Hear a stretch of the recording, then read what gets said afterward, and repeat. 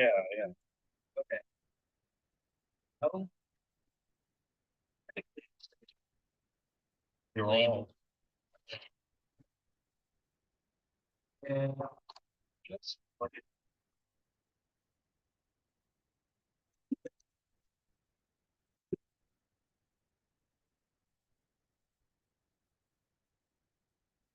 yeah.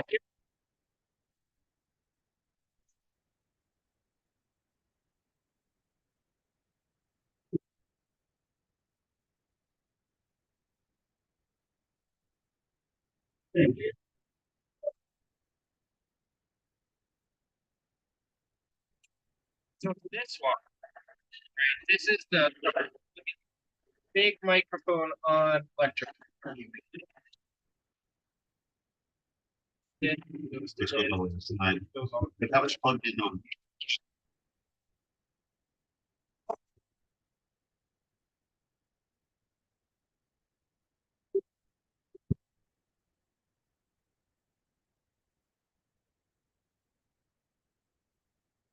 Could be, is it possible that what if we switch over?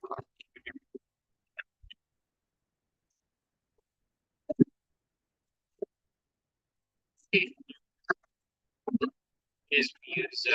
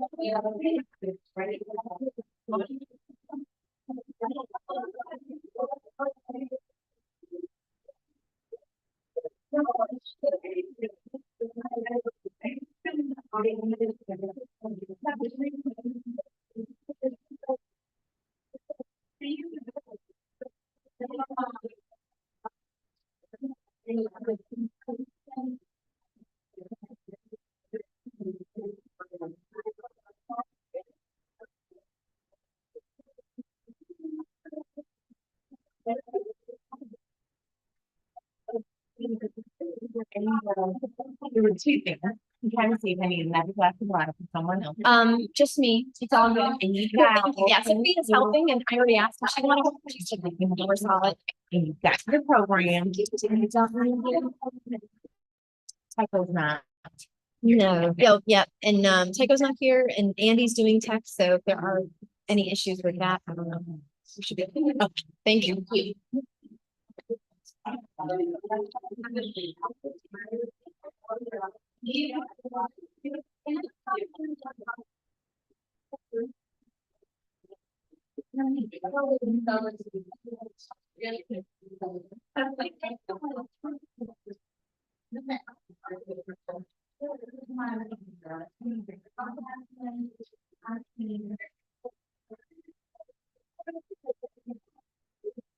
Fine. How about you, Carmen?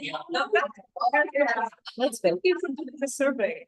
Oh, yeah, no problem. Thank you for getting back to me on. I know I feel like we've all been doing a lot this last month, so it's okay. Well, good. I'm glad I have your approval because everybody's been so tied up with faith at finally that like I think it got lost in the shuffle. Thank you. These are the dogs. Why, yes, they are. Good observation. I will not be touching them. Yeah, we have Wendy and Sophia. It seems fine. It's supposed to be. It's not. She's crazy, but she's a student. And one is and the other one is, and necessarily with the most, you know.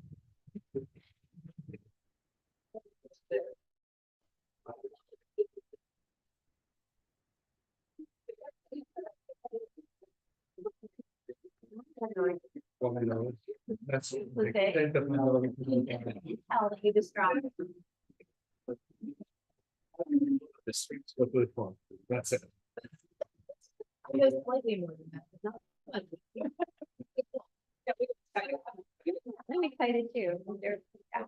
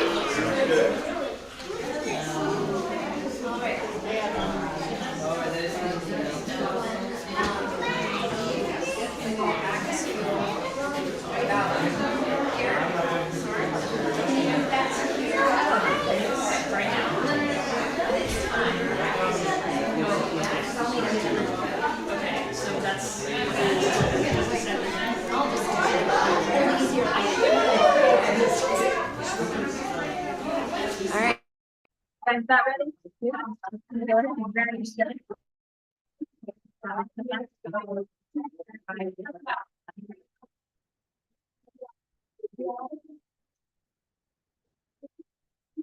Y'all are loud today.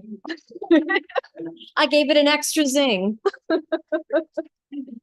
It's a good thing to be loud. We're gonna be very loud. It's okay.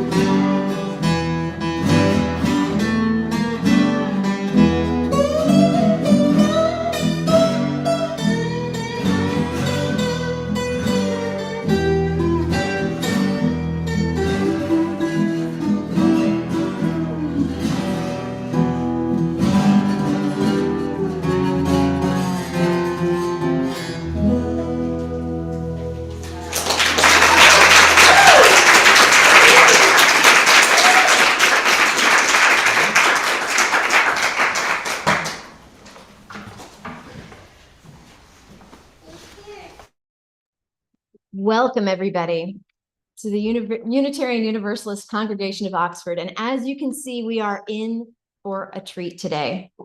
I am Wendy Pfrenger, and I will be your service leader today, along with the fabulous Sophia Doyle, who you just saw featured. If this is your first time here, or if this is your 101st time, we are glad you're here. If you carry the weight of a weary world on your shoulders, or you entered the doors with a song in your heart and a skip in your step, we are glad you're here. If you're the loudest voice in the town square, or the subtle hand behind the scenes, we're glad you're here. If you have failed once or 1,000 times, we're glad you're here. If you sing like angels or mumble behind the hymnal, we're glad you're here. This community is what it is because of your presence. So welcome. Welcome into this space of love, support, justice, compassion, fellowship, and worship. We are glad you are here. The mission of UUCO is to provide a caring intergenerational community that fosters spiritual growth through free thought and discussion with respect for personal belief, seeks the wisdom of many religious traditions and of ourselves, celebrates diversity, encourages the expression of personal ideals in service to people, other life, and our planet. I'd like to start by introducing our musicians today. Sophia probably needs no introduction, but I'll introduce her as best I can anyway. Sophia Doyle has been involved in this congregation since she was a wee bitty little girl, and she has continued to grow and bring the joy of her presence to us over the years. She's been involved in our youth group, but she has a life outside of here as well. And some of you may have seen her involvement in various productions. If you laughed a lot seeing Arsenic and Old Lace in the Oxford High School production this fall, Sophia was a big part of that. And most recently, she's helped manage the crew at the production of Harry Potter and the Cursed Child. So Sophia, there are many more things I could say about her, but this is the introduction such as I have for you this morning, the highlights reel. I'd also like to introduce Wendy Garrison. Wendy began learning slide guitar in Mississippi in 1987 and has laser focused on it ever since. Her influences are Mississippi Fred McDowell, James Son Thomas, and Bill Howland Mad Perry. She has collaborated with Shy Perry, Kansas musician Sally V, Theater Oxford, Dysphonia International, Grand Prairie Friends, Water Valley Main Street, and Lee Tart Nature Preserve. Through the Mississippi Humanities Council, she has done extensive community outreach and education at Boys and Girls Clubs, schools, libraries, and the B.B. King Museum. She is recognized by the Mississippi Arts Commission as a Mississippi Red Clay Hill slide guitarist. Her most important project, having been awarded the MAC 2024-2025 Folk Artist Apprenticeship Grant, is the opportunity to pass on this tradition to the next generation, and that's what you're seeing here in this collaboration. Wendy has played here at UUCO before, I would note, and we're so grateful that you have chosen to spend this Sunday with us once again, sharing your gift of music with us and with Sophia. So I will now invite Sophia Doyle up to start our Greet Your Neighbor process. Come on up.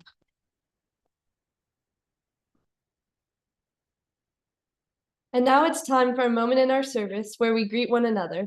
As a gesture of holy hospitality, we invite you to share a moment with the folks around. Put a hand in peace, offer a hug, or perhaps a word.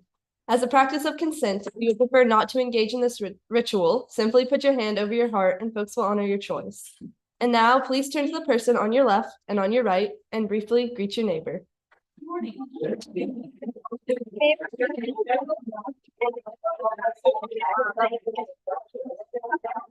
Oh, it's like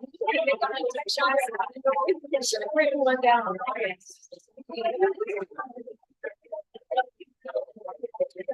Really well. Which I'll have to get on things.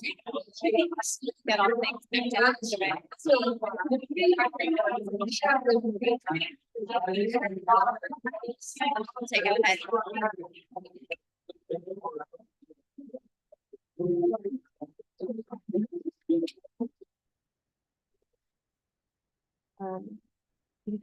Wait, actually, you know what? Because I forgot to do it.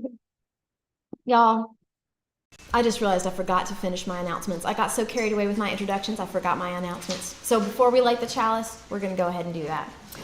A couple of other things that I was supposed to announce, other than the guest musicians, which is the part I'm most excited about. Our congregation is going to be involved in the Oxford Pride Parade this year.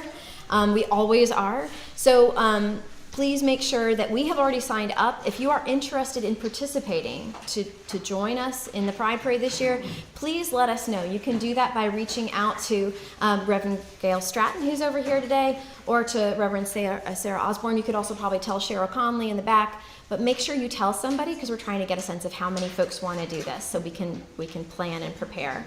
Another thing, UUCO is busy planning services for our 2025 calendar. If there are any religious or spiritual observances you would like to see incorporated in the coming year, please let us know. You can reach out to Reverend Sarah Osborne about that. I have another announcement up here. Apparently, Oxford Lafayette Library Auditorium at 2 p.m. Saturday today, so after the service, this is when this is taking place, Scholar Diane Williams will be running a workshop. It's called Spoken Word Workshop. And she's right here. I heard she was here, but I didn't know where to look. I was like, somewhere. So Diane is here with us this morning. And if you have questions about the spoken word workshop, you think this might be something you want to do today, please talk to her after the service. That sounds amazing. And the final thing, yes, ma'am, Cheryl? Oh, that's what I'm doing. The final thing, we're reading each other's minds. Our Faithify campaign for our congregation launched this week, okay? The Faithify campaign, yes. It is the work of many hands launching a campaign like this. This is a fundraiser to raise money for our congregation to help us support our ministry in this community. And specifically, we're focusing on our whole lives curriculum that we will be implementing. Sorry, that's where my head's at. Our curriculum that we're going to be running in the next year. We have 3 facilitators. We're about to get trained this month later.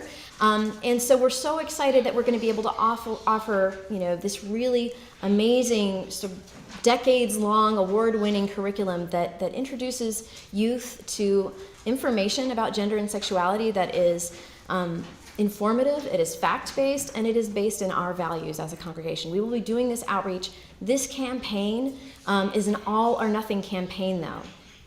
We need it to work. So that's going to take us sharing it. We're hoping that congregations around the country and other people who share our values will support us in this. And the money will go directly to the OWL training as well as to supporting Sarah's ministry in the community. So please look at our social media, share that, help us get the word out because it's just so important. We know, even more so now. All right? So with that, now I have done my diligence with the announcements. So with the love of community sparking among us, let us light the sacred symbol of our faith, our flaming chalice, and I will invite Noah to come up and help me with that.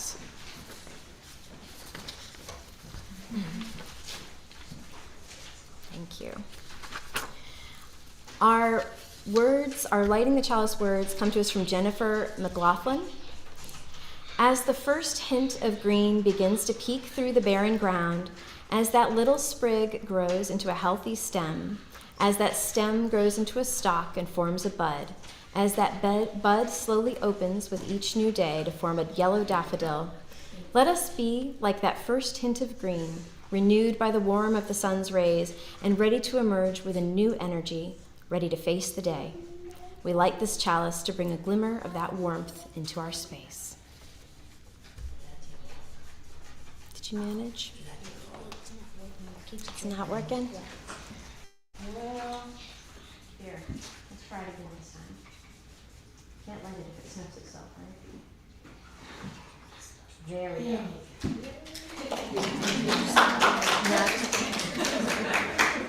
How about to do like this? All right. And now with that, I would like to invite our musicians to come up and play Pony Blues for us, if you would.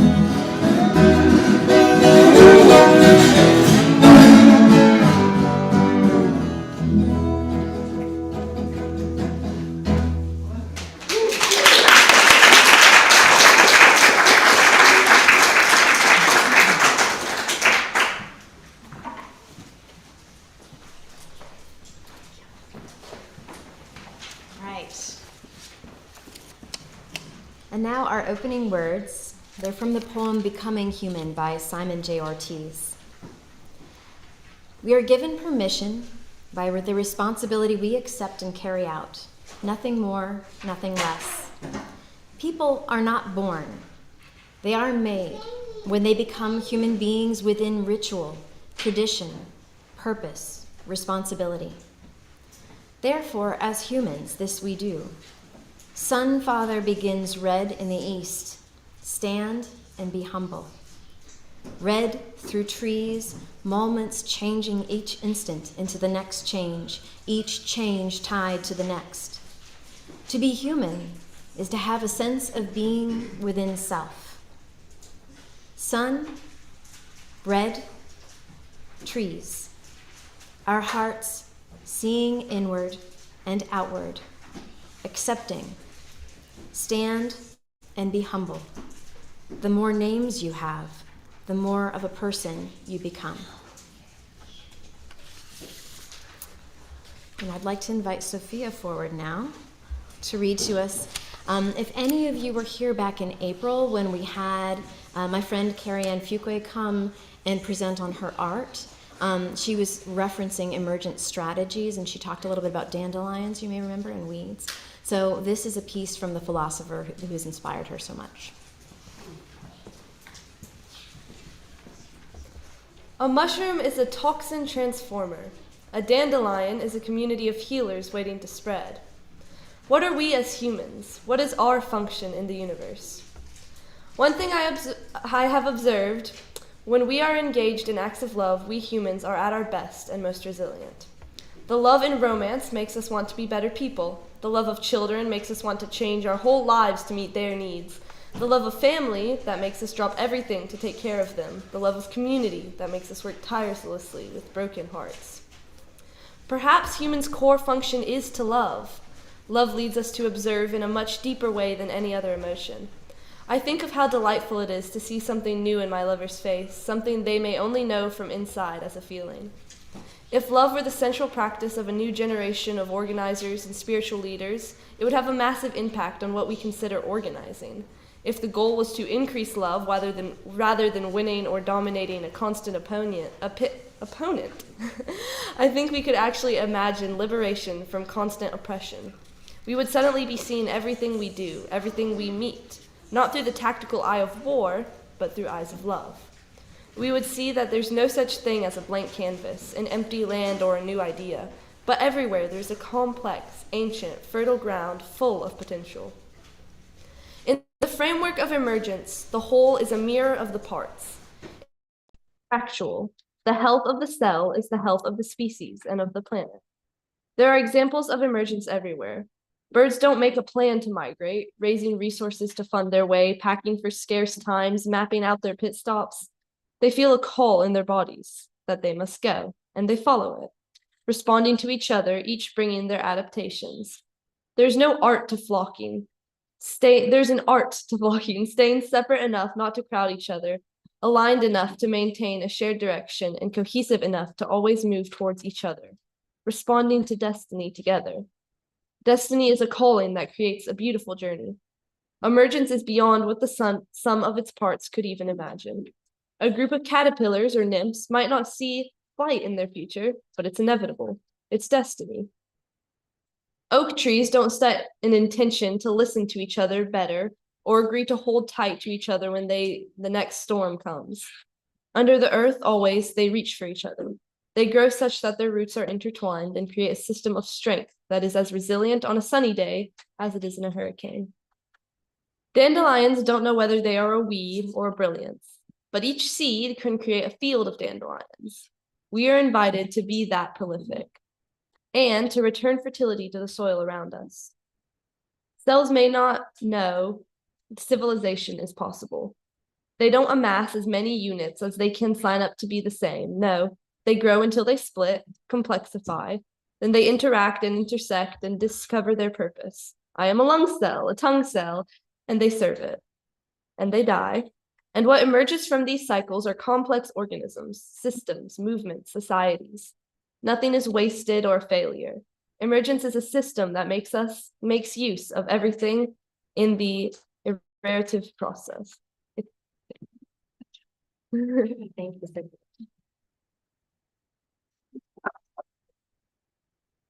Now it's our time for all ages. So if we have children who would like to come to the front to look in the Wonder Box and help with the story, you're welcome to do so.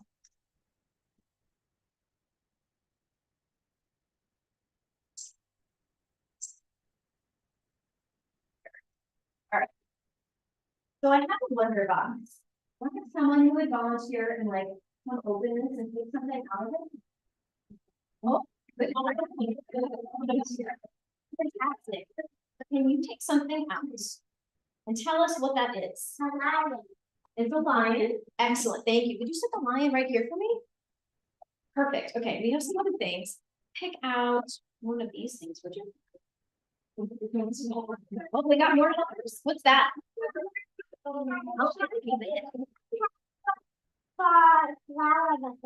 It could be. Oh my gosh, what a creative idea for that. Great. Congregation, hold it up high so they can see it. Good. All right. And I'm gonna have, would you like to pick something out? Pick it up. Pick up. Oh, you got two. That's cool. Oh, that. All right, show it. What is this? A bunny. It's a bunny, everybody. We got a bunny. All right, we can put these up here if you would. That is so helpful. Thank you. And you want to grab the last one? Okay. So there are 3 of one thing in this story, and let me tell you, it's because those are the most important things. Also because I had intel that there might be 5 young people here today. So the math worked out. All right, thank you all so much. Now, if you would like, you can come over and kind of like sit on the floor by that chair while I do the story, and I can ask you for some help. Or you can, yeah, that's great. Perfect, you guys are good at this. It's like you've been training. Awesome. Okay.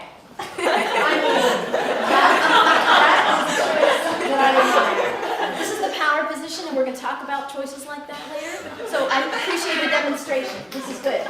Okay, guys, I've got a story for you. All right. Once upon a time, there was, what was that first thing we pulled out of the box? What was that? Lion. A lion. There was a lion. He was not, I'll be honest, an especially good-looking lion. He was kind of, kind of like rickety looking. He had this kind of mangy mane that was kind of sour orange colored, kind of scattery. He didn't look great. And he was really, really mean. This lion, he was always going through the forest eating everybody. Even if he wasn't hungry, he'd eat them just because. Do you think he was very popular? Did people like him? No, nobody likes a lion that just eats more than he needs, right? And so all the animals got together and said, we got to do something, or pretty soon nobody's going to be here anymore. We're all going to be dead.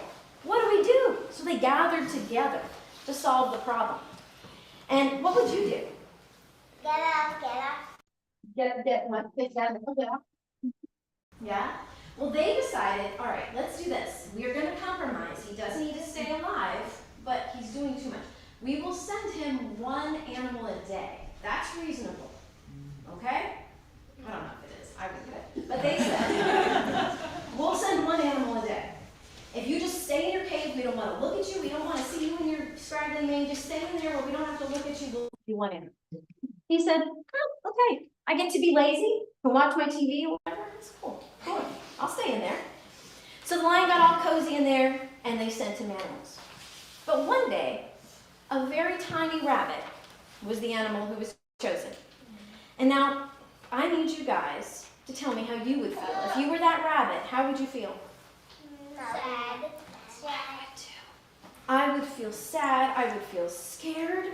I don't want to go be eaten by a lion, right? Yeah, I wouldn't want that.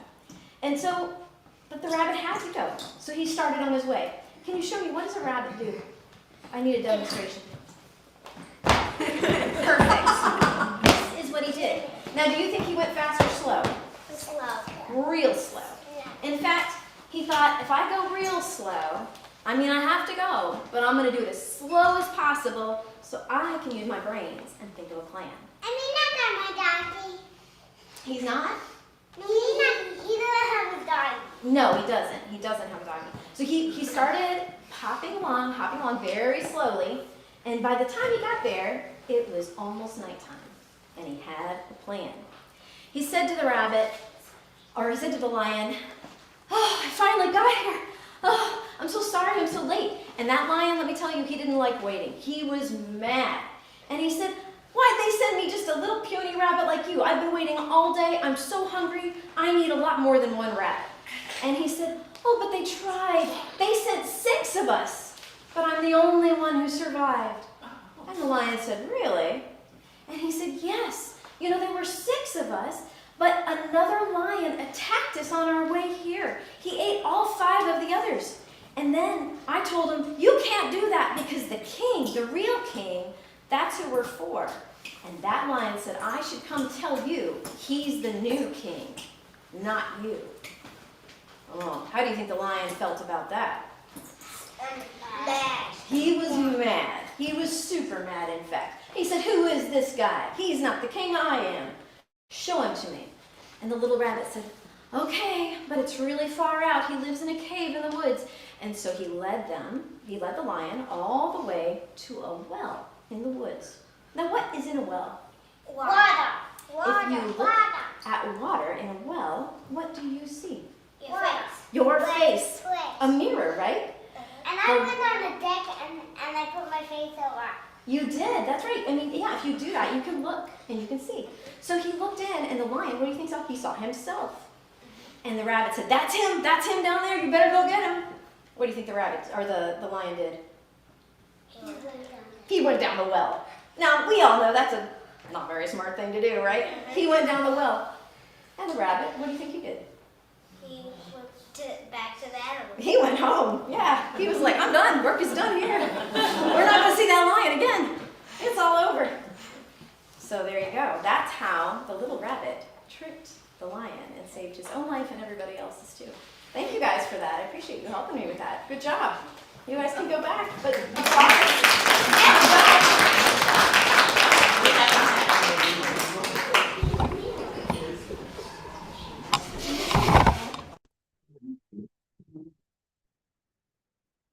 all right. It is now the time in our service when we will accept our weekly offering. Our collection is split, with half going to our monthly Share the Plate designee and half going to support the mission of UUCO. Our giving in this way is an act of living our values. Our Share the Plate recipient this month is the Oxford Community Market. The Oxford Community Market, in addition to offering amazing food at its weekly market, locally produced, it works to make healthy local food accessible to all people in our community, especially those facing barriers of cost and transportation. Please give generously. Oh, and a reminder, if you have a grief, gratitude, or growth to share with us today, that's in the baskets as well. All right?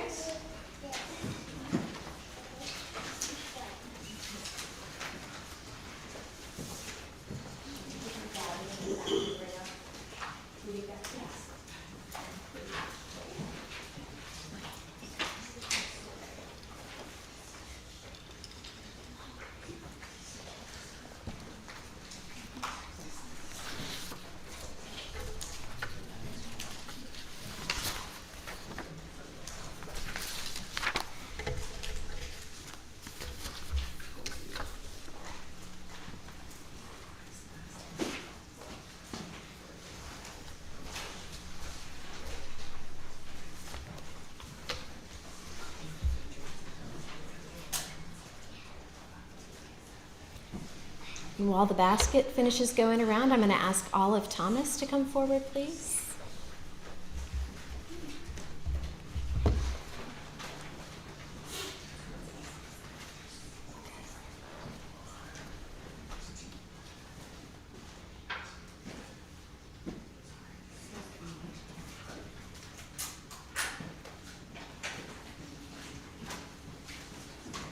You have another basket.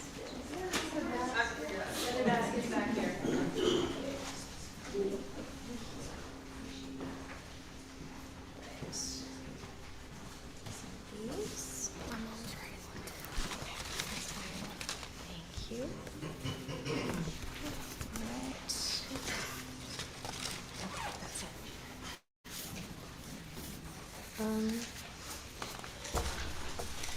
enter now in a ritual to share what is on our hearts and lay it all at the altar of community and spirit. Using a pebble dropped into a bowl of water to symbolize the ripple effect of the events of our lives upon the larger community, we will now share the grief, gratitude, and moments of growth that have touched our lives since we were last together. Our first pebble is one of joy for our visitors and friends. We offer a warm welcome to you. We are so happy you are here today. We will now share the written words of our joys and concern.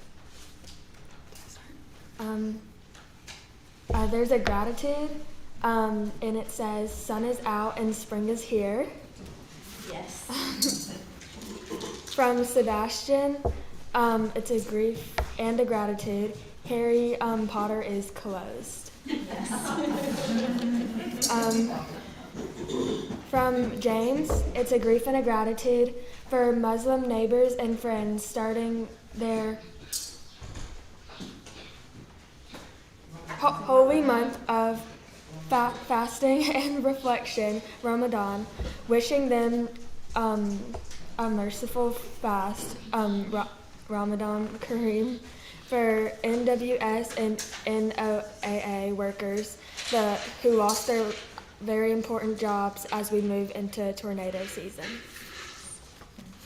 And then it's not written what this is, but it's so glad to see our youth in the play last night. Sophia, Teague, and Agnes, y'all were great. Yes, they were. All right. And finally, never mind. Afton has a gratitude. Grateful for Wendy Garrison, Kane Harrell, and all of the other fabulous music instructors who teach young people to share their love for music. Yes. And finally, we drop a pebble into the water for all the grief, gratitude, and growth moments that remain unspoken. All that we hold in our hearts for ourselves, for each other, and for the world is held in this community and by a love that is limitless. Amen and blessed be. Thank you so much. Let's hear it for Olive, because it's hard. That is honestly one of the hardest parts of the service, because you just don't know what's going to come at you. She volunteered, I didn't make her. So we now have a reading. I just want to introduce a little bit. Our former colleague and good friend, Craig Pollinish, is a poet. He actually has spoken to this congregation back when we were all on Zoom in the past. He has a collection called Old Brown, about John Brown, the abolitionist of Harper's Ferry fame. And so Andy is going to share one of Craig's poems written from that anthology, that collection.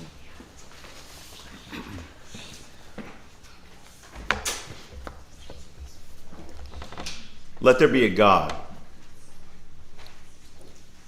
Let there be a God in his secret honey hole. A God big as Barnum, slippery as the Fiji mermaid. One who smells a donut frying 5 miles away. Let there be a Milky Way above and an underground railroad below. Let there be a God with a mind like an octopus. God like a mouthful of teeth.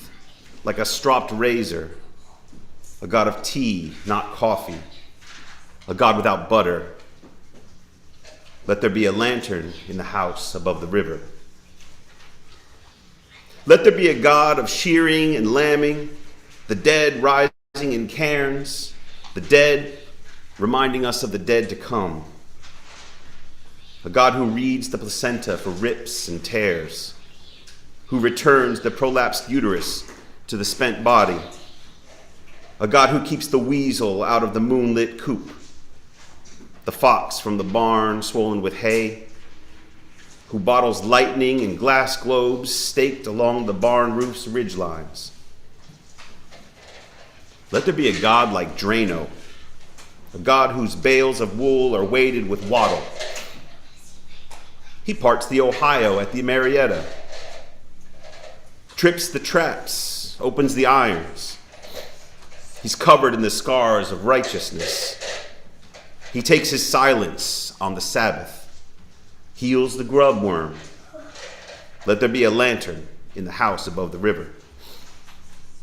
May he confound the slave catcher, soul reduced to pieces of silver. May he be a God like Grapeshot, who leads with columns of smoke and fire.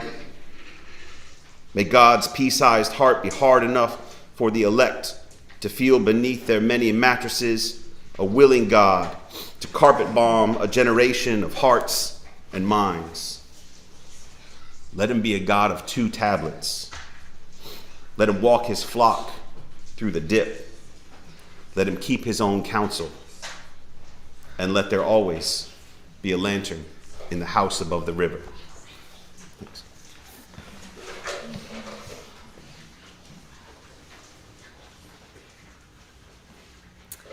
I would like to invite Wendy and Sophia again to play our celebration music, if you would.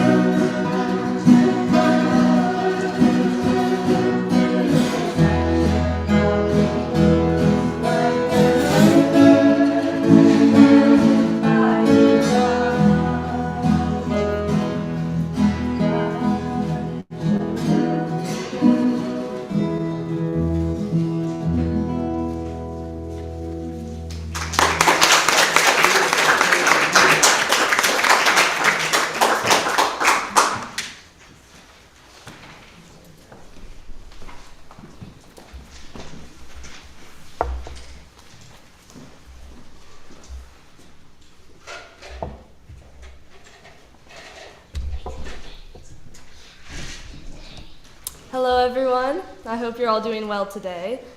I hope you're all doing well, but that's probably not the case. It's almost certain that nearly every one of you has something weighing at their heart, some sorrow, some stress, some despair. But yet, despite that, despite any hardship you may be facing or conflict that has come into your life, you're here. You've ended up here together. You've ended up here smiling, greeting your neighbor, and enjoying music. And no matter what hardships or challenges you're facing, you're still here, supporting one another in a community. And even when you're feeling far from well, you know that there's a place for you. A hand to shake, a smile to be shared, or a hug to be received. And that is a beautiful thing.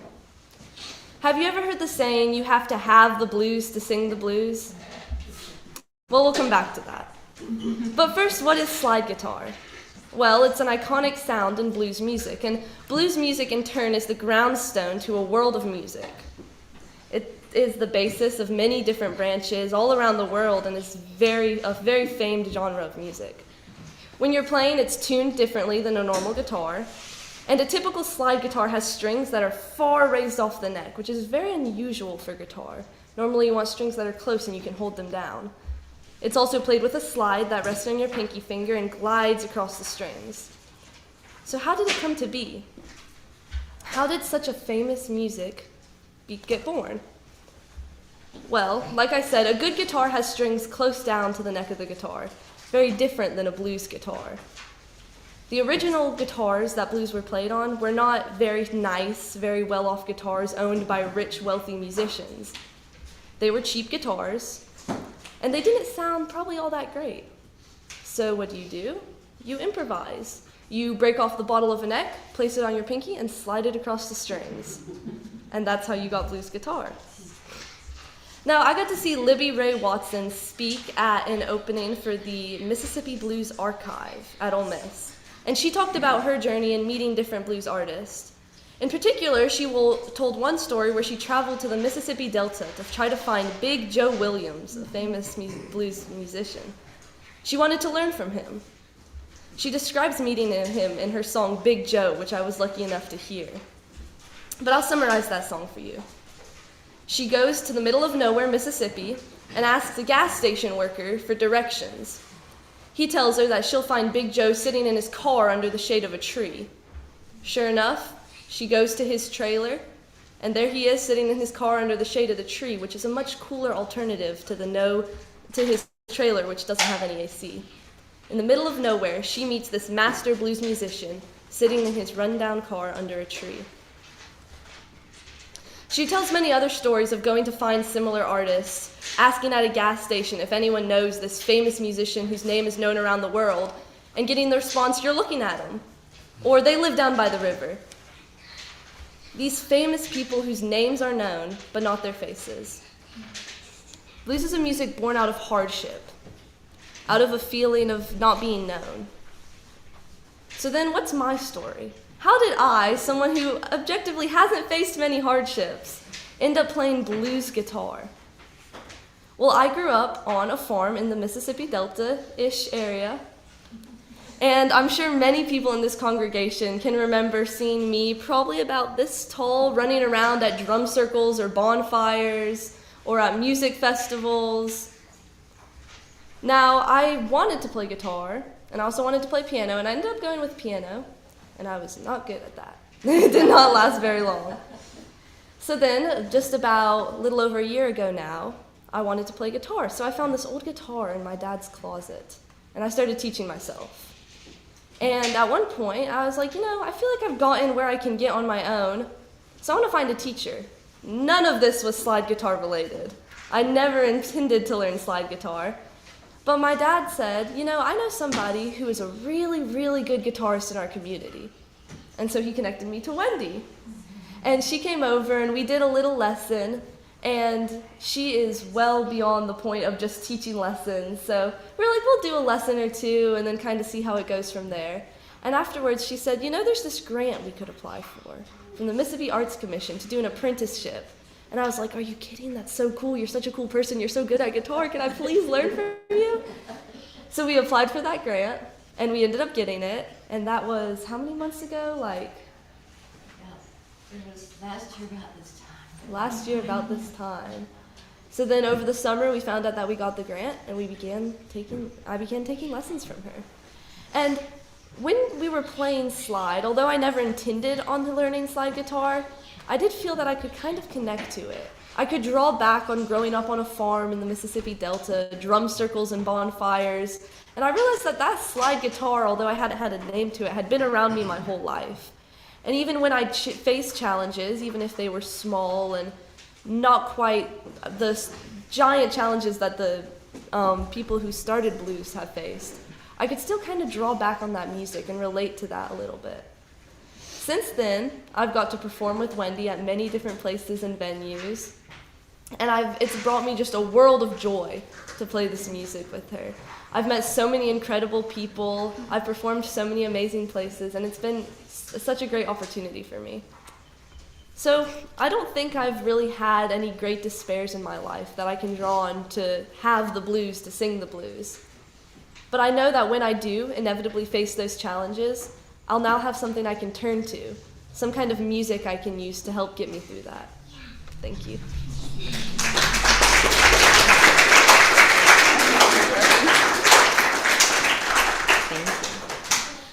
I'm now going to ask Sebastian to come forward. This was originally going to be a responsive reading, but because I'm a little wonky this morning, I forgot to have the hymns passed out to everybody, or the hymnals. So Andy, or Teague, whoever this person is, he's going to read the responsive reading himself entirely, okay?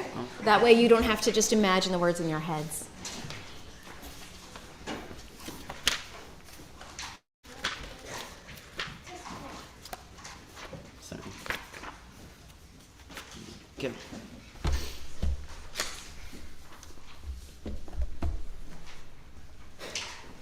Connections are made slowly, the Seven of Pentacles. Connections are made slowly. Sometimes they grow underground. You cannot tell always by looking what is happening. More than half a tree is spread out in the soil under your feet. Penetrate quietly as the earthworm that blows no trumpet.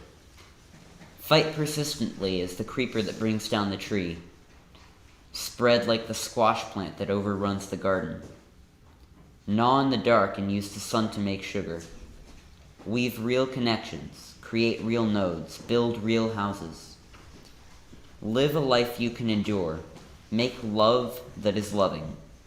Keep tangling and interweaving and taking more in, a thicket of bramble wilderness to the outside, but to us interconnected with rabbit runs and burrows and layers. Live as if you like yourself, and it may happen.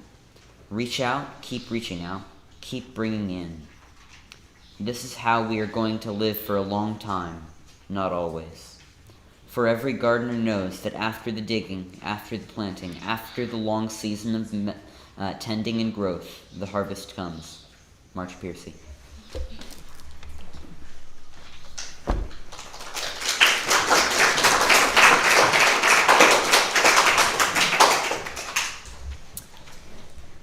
So when Sophia and Wendy and I started talking about this service, and they said they wanted to talk about, bad things happening and how we respond to that, I thought, what do I have to say about that? I thought, I have a lot to say about that right now. So today is just beautiful, though, right? It's a beautiful day. And honestly, this whole weekend has been beautiful. I spent yesterday, I got to teach a great bunch of educators in the morning. I monitored a tournament where we had some of the most brilliant young minds in Alabama and Tennessee and Mississippi all together in the afternoon. I was doing that. I got to eat South Depot. And Andy made homemade barbecue in the evening. I got to see a bunch of our talented youth, including my son, in Harry Potter and the Cursed Child. I saw friends and neighbors. I saw Odin. Yeah, that's true. And I got a great pair of new socks in the mail. So, it's been a good week. I have so much goodness and light in my life, and I really am full of gratitude for that. At the same time, if I'm honest, it's really hard for me right now to be happy for more than a short span of time.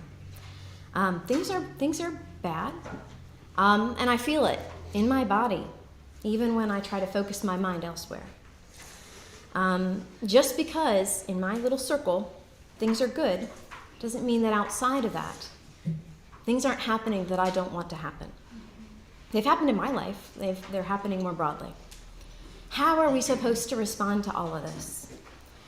And if I'm honest, my own first reaction is, okay, let's just turn off all the things. I want to get all my loved ones around me. And I'm going to put all my energy into just being closed and safe, right? I want to simplify. I want to turn my back. There's a short story that I really enjoy. It doesn't end happily, but I'm going to talk about the part that I enjoy most, by Herman Melville. It's a story about a scrivener named Bartleby. You may have heard of it. He was the original quiet quitter. In his story, it's the boss, the Wall Street lawyer, that tells the story. And he's repeatedly confounded by the fact that Bartleby, this employee of his, will not do his job. His famous line to his boss when he is asked to do things is, "I would prefer not to." And I would happily say, I would prefer not to right now. I'd like to just turtle up, go out to the garden, go walk with the dogs in the woods, eat my meals with my family, and go to bed happy. But that's not what we're called to do as UUs. What do we do with the bad things? How do we respond? The music we've been enjoying today is one response, and it contains within it a lot of ways to move forward, a lot of wisdom. To make art, to make music out of pain and badness, to transmute that straw into gold is one way to gain strength. Music can connect us to others in the way that dandelions do. Music can transform toxins into nourishment in the way that mushrooms do. I want to think a little bit about how that works. You heard Sophia talk about improvisation just now. You heard her talk about learning the wisdom so that she can prepare for what comes in the future. You heard her talk about relationship and about reaching out for resources through people she knew. This is music as connection and as play.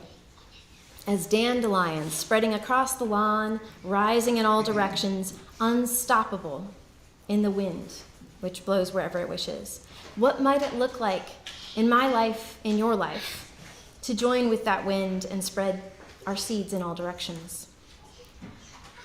But it isn't just an inevitable thing that our response can be a good thing, right? That music and art can strengthen. Sometimes we respond in ways that don't help us. Langston Hughes, in his poem Minstrel Men, reminds us that art, especially when it's performed under the wrong conditions for the wrong reasons, can mask pain in ways that become harmful, concentrate rather than diffuse the toxicity. He writes, "Because my mouth is wide with laughter and my throat is deep with song, you do not think I suffer after I've held my pain so long."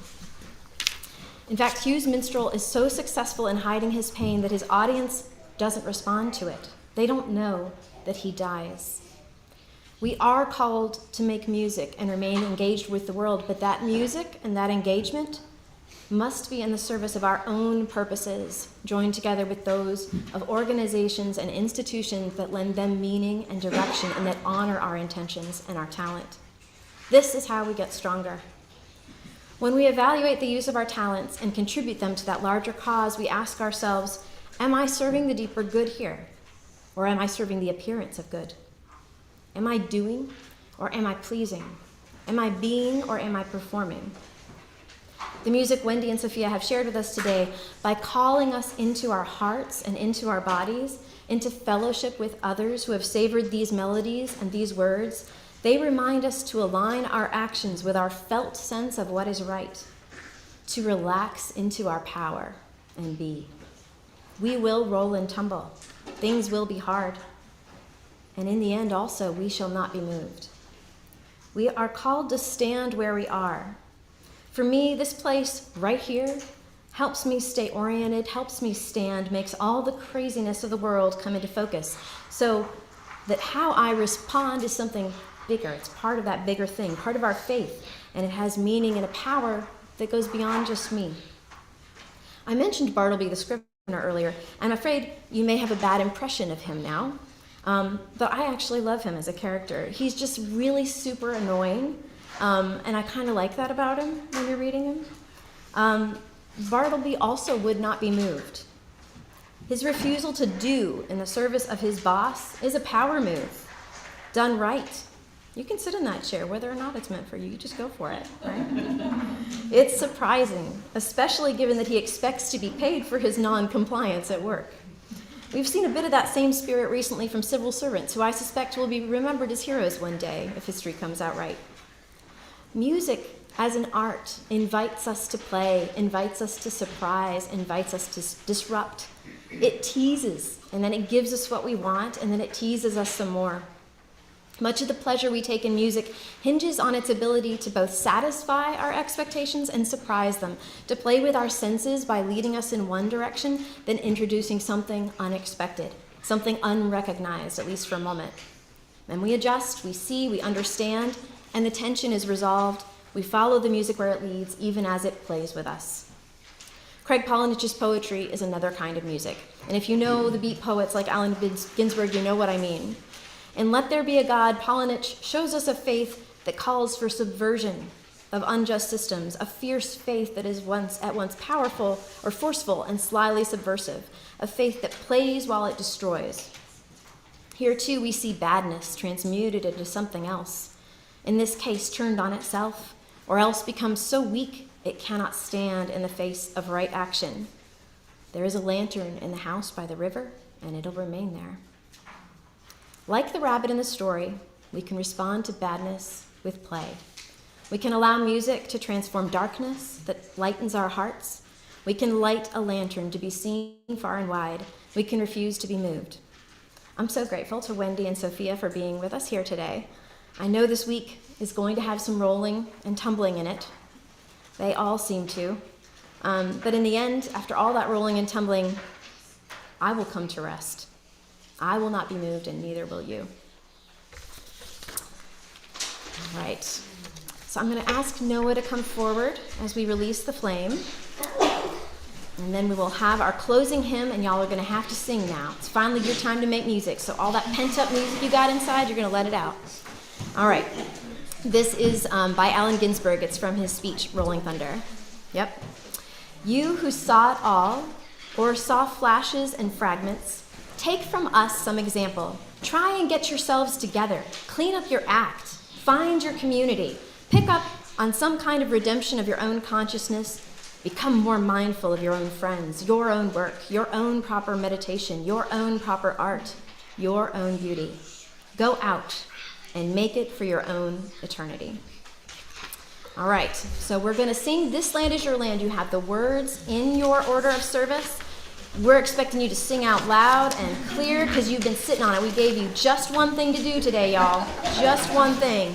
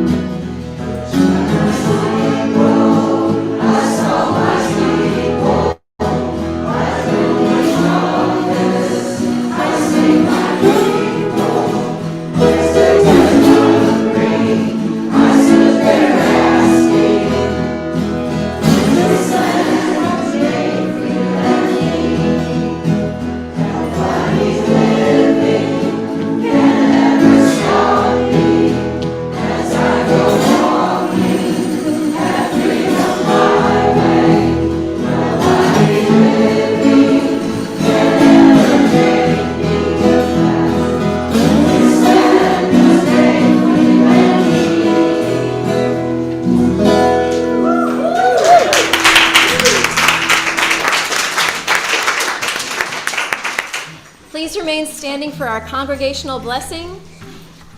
You can we will not get a circle to work out here. There are too many of us. We will just join hands if you wish, or touch elbows.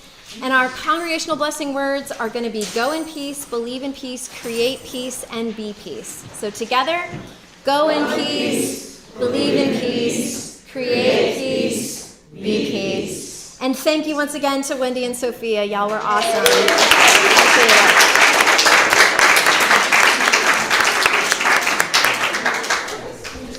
All right, let's eat some food.